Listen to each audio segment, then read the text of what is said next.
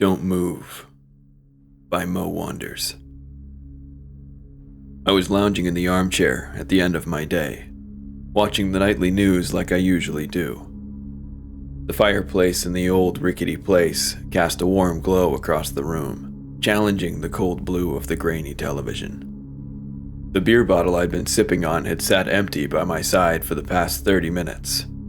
I was too damned lazy to get up and grab another, and yet I couldn't help stealing longing glances over and over at the empty bottle. A ferocious dilemma, one that suited the somber, pitiful state of my life. The TV flickered again, making that sudden thrashing sound old sets do, and the old clock on the wall kept ticking with each passing second. I grabbed my phone off the armrest, hoping hopelessly for a message that I knew wasn't coming. Again, there was nothing. Nothing but the last text from my wife 3 days prior, telling me sternly not to bother coming home and to instead spend a while at the family cabin.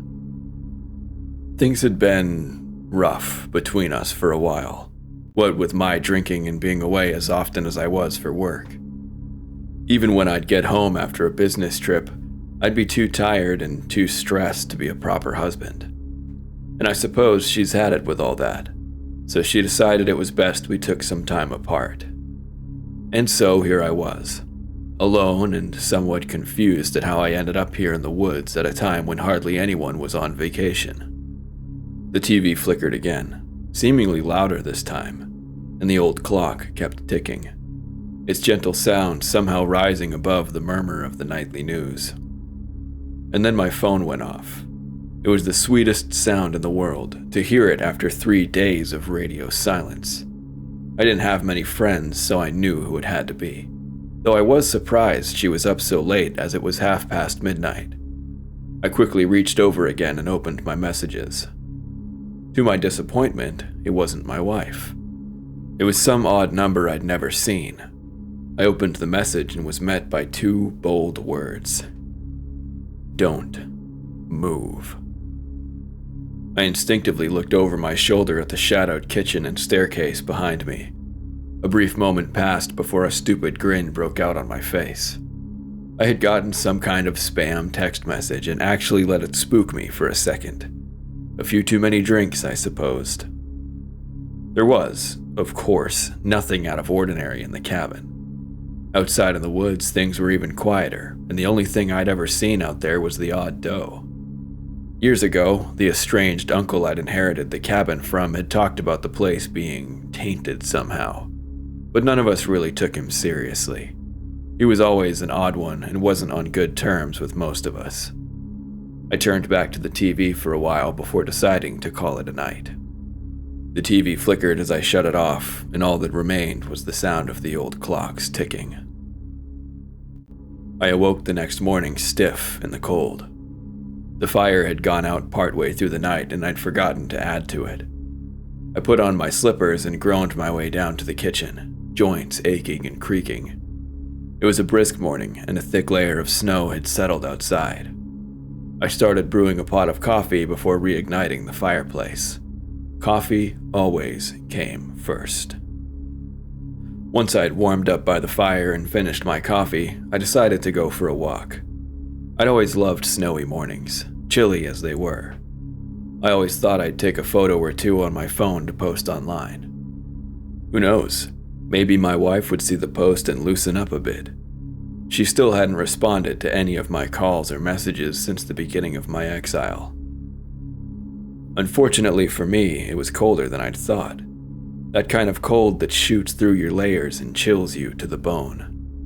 I just snapped a quick picture of the snow-covered roadway leading away from the cabin before heading back in. The trees lining the road were glistening in the morning sun. It was a great shot, I thought.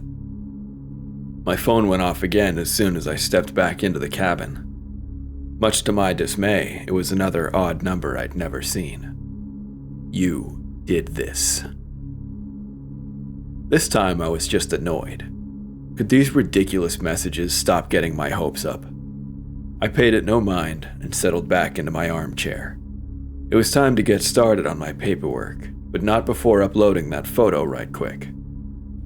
As I pulled up the picture on my phone, I noticed something strange. There was some sort of crimson stain in the snow right near the base of the front porch. I hadn't noticed anything when I was out there initially, though this thing seemed hard to miss. It just didn't look right. It was too vibrant against the snow. I stepped back out to take a look. When I saw the bright red stain, I immediately assumed it was a rabbit carcass or some such. The poor thing had probably become the meal of some predator the night before. But as I brushed aside the snow and saw what it had concealed, I gasped and toppled back right onto my ass. After I'd regained my composure and brushed the snow off my backside, I reached forward and begrudgingly lifted the thing off the ground. It was a finger, and as far as I could tell, a human finger. It was missing most of its skin, so it was hard to be sure. A tiny little thing, but the amount of blood around it was disturbing. Why the hell was I finding this here? Did an injured hiker come by last night in search of help? I had always been a deep sleeper, so I could easily have missed something like that. Or perhaps it wasn't a human finger but instead belonged to some poor animal. Naturally, I found it unsettling that I had discovered something so strange immediately after receiving an equally odd text message.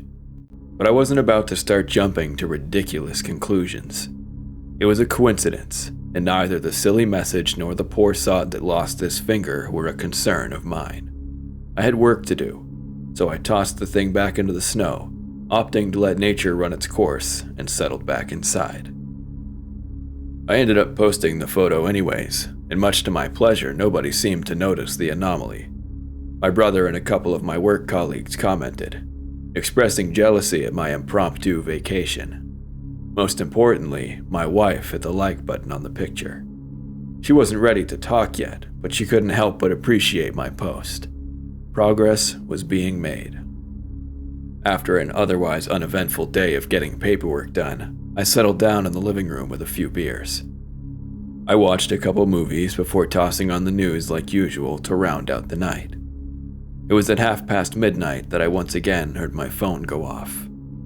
I fumbled to pull my phone out of my pocket. I opened up the message.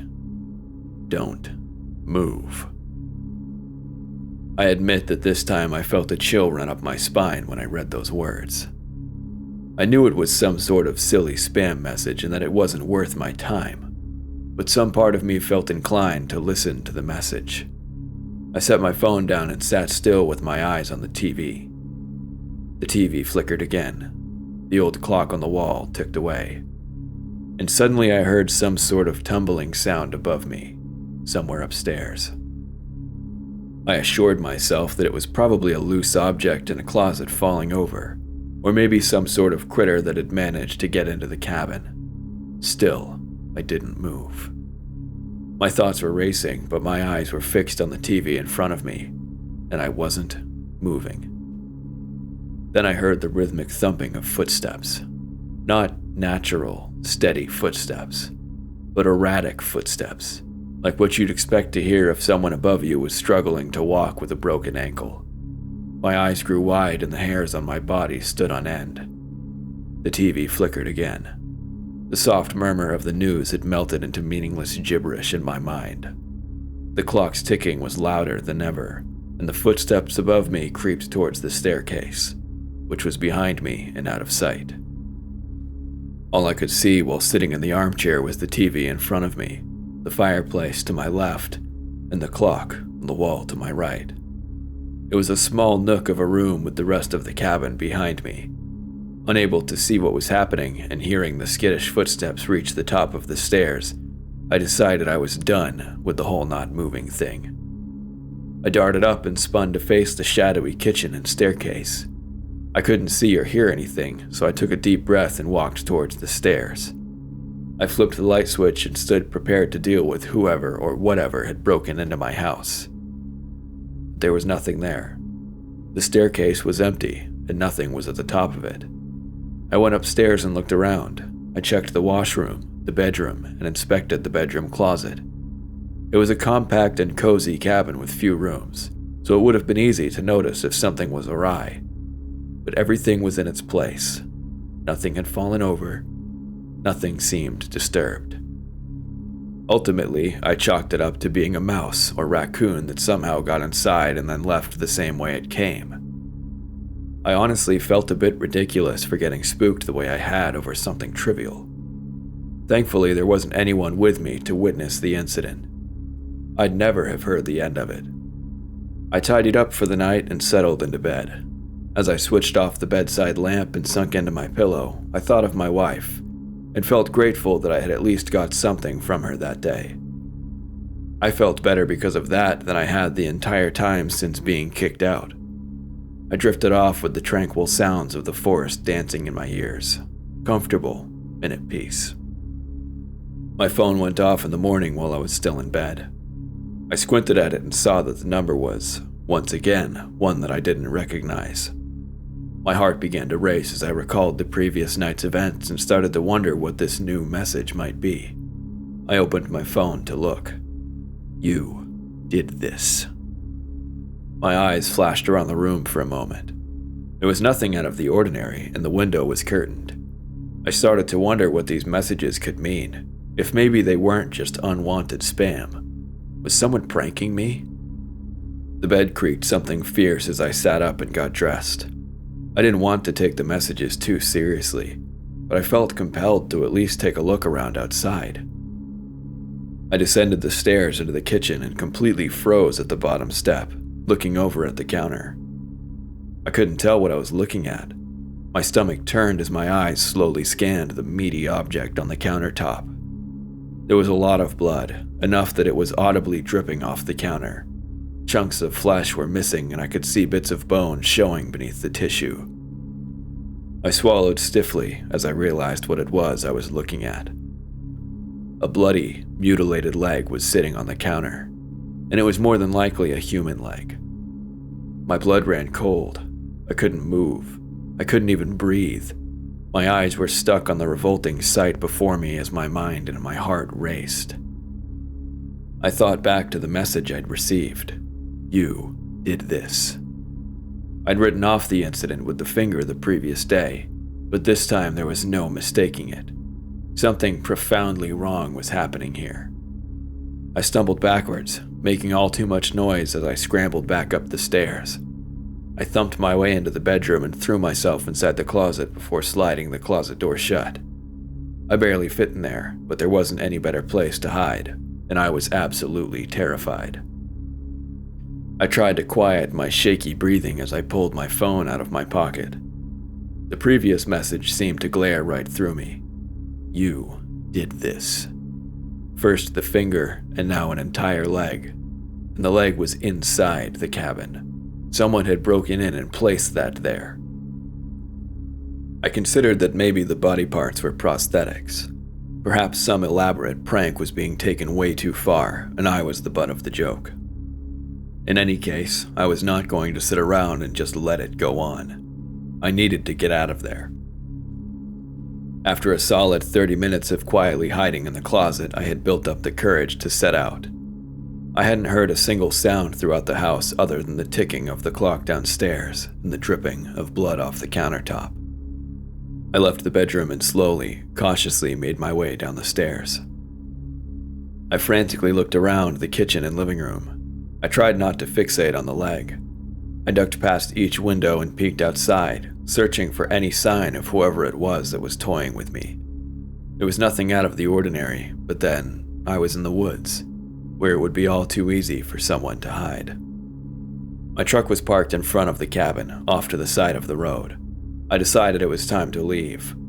I started towards the front door when my phone went off again. I gingerly pulled it out of my pocket, my hand trembling as I looked at the message. "Don't leave." Some cold, carnal instinct in me felt obliged to listen to the message. I quickly dismissed that feeling and blasted out of the front door, sprinting to my truck. I got in, slammed the door, jammed the key into the ignition, and turned the key. Nothing happened.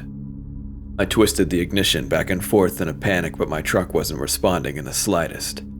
I lifted my head and frantically swiveled around, trying to get a look at something, anything that might explain what was happening to me. Then my phone went off again. "You did this. Not again, I thought. Not again.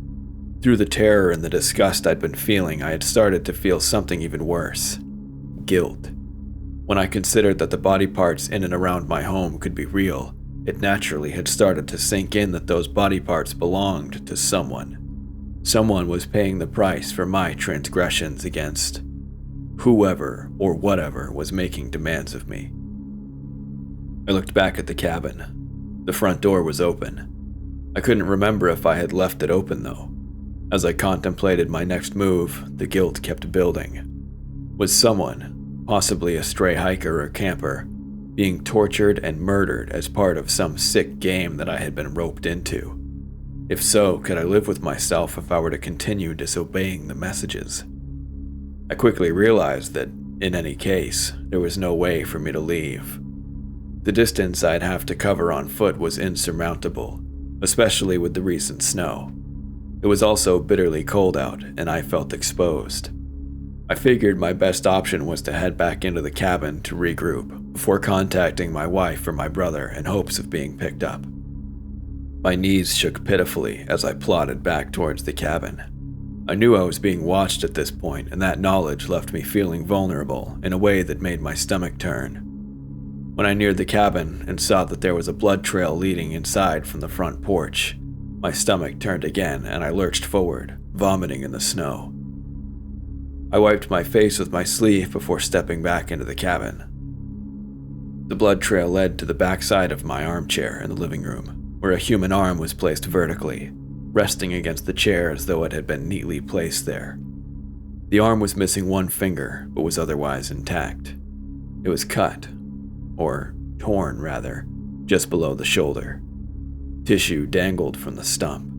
It looked as though it had been ripped off with tremendous force. I glanced from the arm back over to the leg on my countertop before throwing up again. Once I'd expunged what little bile was left in my stomach, I tried to collect myself. I couldn't stand the sight, the smell, or the dripping sound of the horrors any longer. I decided that I simply had to toss the body parts outside before washing up and trying to get in touch with someone. As I carried out my god-forsaken task, I couldn't help but notice how utterly real the body parts seemed. If this was some elaborate prank, the pranksters were experts. But as that deep chill rose within me again, I felt that this was no prank, and that these were no props. Once I was done, I texted my wife, then my brother. I didn't want to go into too much detail at that point, so I just explained to them that I wasn't feeling well and really needed a ride back into the city.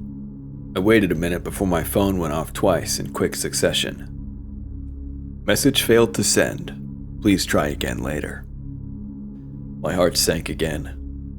My truck was somehow disabled and my phone wasn't working.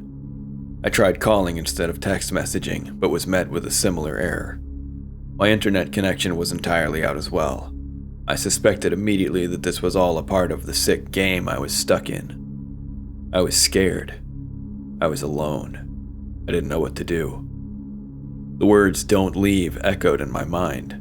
The guilt continued to build, and that carnal instinct remained. Something deep inside me told me that I needed to listen to the commands I was receiving. I lost track of time as I paced back and forth, fraught with worry and too anxious to sit still.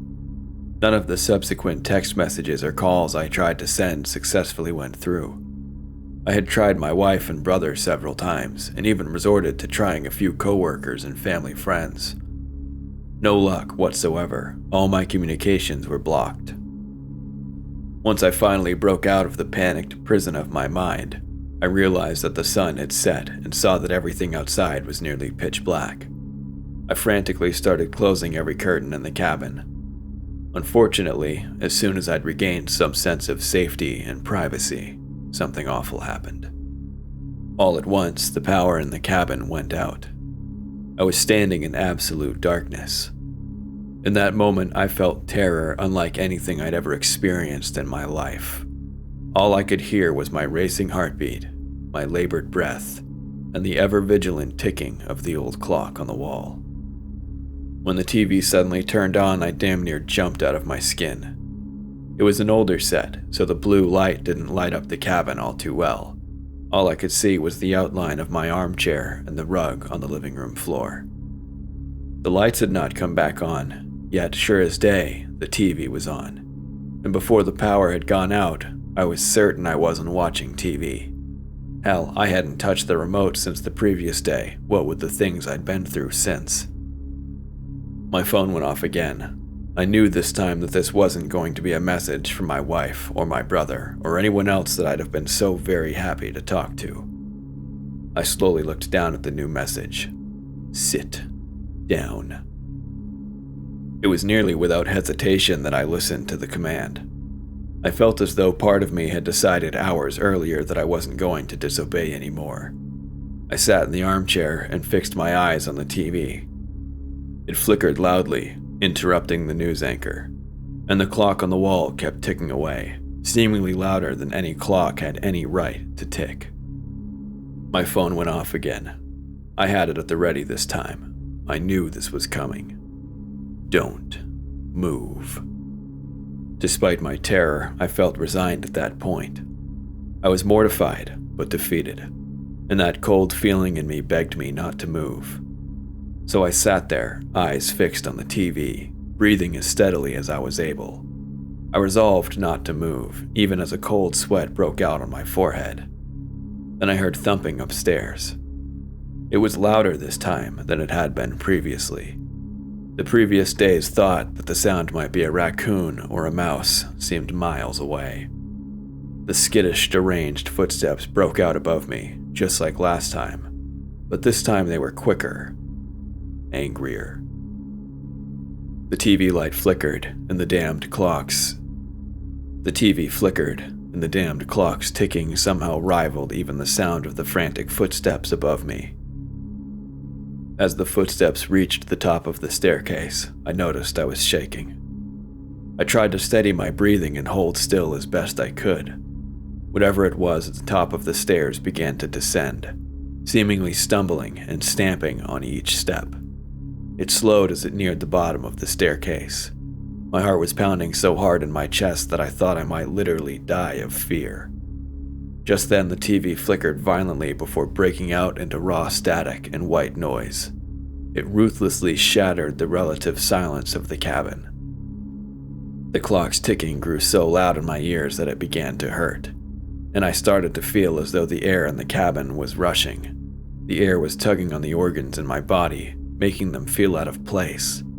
The pressure was nauseating. I heard a loud crash behind me and the TV grew louder.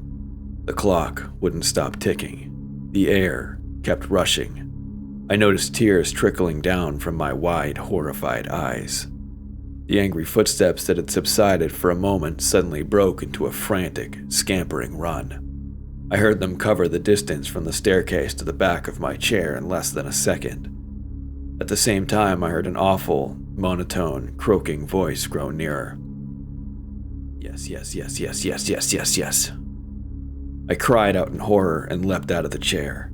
I was gasping and howling as I violently spun and threw my arms out in hopes of defending myself. But, all at once, everything was normal. The lights were on. The news anchor on the TV was murmuring something about a new traffic law. The clock was ticking quietly. It wasn't as though things had returned to normal in an instant. No, it was as though nothing was wrong to begin with. There was nothing in the cabin with me. The power seemed fine on all the appliances and lights. It was like waking from a nightmare and realizing it was only a dream. Except it was not a dream. As much as I wished it had been, I was wide awake the entire time. Something or someone had been in the cabin with me. Something had affected the lights, the TV. My ears still rung from how loud it all was moments before, and I felt sick to my stomach from the way the rushing air had tugged on my guts. I fell onto my hands and knees and retched violently, but nothing came up. Once I'd finished gagging, I started to sob. I curled sideways into a ball on the rug and hugged myself as I cried. And without meaning to, I drifted to sleep. I awoke when my phone went off. For a brief, beautiful moment, I forgot where I was and what had been happening to me. Then a bitter feeling of emptiness settled firmly in my gut as I recalled the previous night's events. I felt wretched. The dampness around my waist told me I had wet myself in my sleep. Every joint in my body ached. I just about started to cry again before collecting myself. As I reached for my phone on the bedside table, it occurred to me that something was not right. I didn't recall moving to the bedroom the previous night, yet here I was, soaked and stinking, but comfortable at least in bed. The last thing I remembered from the previous night was sobbing while laying on the living room floor. Too tired to give it any more thought, I checked the message. You did this. In all my bewilderment, I had forgotten that this was coming. I had moved, after all. I had given in to my terror and jumped out of the chair the night before. And for that, there was always going to be a consequence. Somewhere downstairs or outside, I was going to find something terrible. I closed my eyes and took a few deep breaths. I didn't have the courage to get up, to face what was down there. Not yet. I rolled over to try to get a little more rest. But my leg bumped into something solid and moist. I abruptly pulled away, scurrying off the opposite side of the bed. When I looked down on the sheets, I could see that I had not wet myself after all. The bed was soaked in crimson. The blood had stained my clothing as well. I was covered in it. I slowly pulled the sheets from the bed. I slowly uncovered the gory flesh under the covers, and I was devastated when I saw the extent of it. This was an entire mutilated torso, with one arm and one leg still attached to it. Feeling delirious at that point, I threw the covers back over the abomination and rushed downstairs. The curtains were open and it was pitch black outside. I wasn't sure how long I had slept for, but it was clearly night, and I suspected I'd be getting another message soon enough. I decided then that it was time to see things through. I felt hollow and my will was crushed. I would no longer defy the messages. I didn't have it in me to do so. If following through resulted in my gruesome death, then so be it, I thought. I was done. Whatever or whoever I was dealing with had me sorely outmatched. I was a helpless victim, and I didn't stand a chance at fighting back or escaping. The power throughout the cabin went out again. The darkness that consumed the place didn't feel natural. It was as though it reached inside me. The TV burst on with a loud series of flickers. The news anchor's murmur sounded like total gibberish to me, like a preacher speaking in tongues. Like clockwork, my phone went off. Sit down. I sat down. It went off again. Don't move. I fixed my eyes on the TV across the living room and held still. Tears began to build in my eyes, but I did not tremble. I was more sad than scared. The thumping above me began. At the exact same time, the old clock's ticking rose from a soft click to a thundering boom, as if a large bass drum was being hammered right next to my head. I thought I felt blood trickling out of my ears, but I did not move. The scurrying footsteps were seething with rage this time. They crossed the floor above me at a deliberate pace. As they reached the top of the stairs, the TV flickered terribly before devolving into pure static and white noise. The sound and sight of it was disturbing. I felt the static under my skin. It made me itchy. With each vile footfall down the staircase, I heard that awful croaking voice. Yes, yes, yes, yes, yes, yes, yes, yes. The air in the room started to rush around me. The pressure was unbearable. My innards felt as though they would evacuate my body. The TV grew louder. It sounded less like static and more like the tortured howl of a mortally wounded man, and the clock's booming continued to deafen. Despite all of that, the sound of the entity behind me was crystal clear as it reached the bottom of the stairs. I braced myself for what I knew was coming, blinking away tears but remaining otherwise still, my eyes fixed firmly on the screaming TV set. With unnatural speed, the thing behind me scurried across the cabin, heading straight for the back of my armchair. Its croak turned into a stifled screech as it approached. Yes, yes, yes, yes, yes, yes. I bit into my lip hard enough to flood my mouth with blood. I thought that I was likely going to die. I sunk my nails into the armrests of my chair hard enough to tear the fabric, but still, I did not move. In an instant, I felt an overwhelming rush move through my body. It was as though the entire cabin, no, the entire earth, had lurched forward. And suddenly, everything was normal. The lights were on. The fireplace was crackling to my left. The news anchor on the TV was interviewing an expert over some social issue, and the old clock on the wall was ticking peacefully. I sat still for hours, eyes fixed on the TV. The taste of iron in my mouth was making me ill, and the blood in my ears had become crusty, but I didn't feel compelled or ready to move, to do anything. Once there was sunlight shining through the curtains, I finally turned my head to look outside. I could hear the early spring birds singing. It was a beautiful day. My phone hadn't gone off. Hours had passed. Dawn had arrived. And still, I hadn't received a message accosting me for defying previous demands. I supposed I had satisfied the entity that had been toying with me. When I did grab my phone, I noticed a couple old messages from my wife.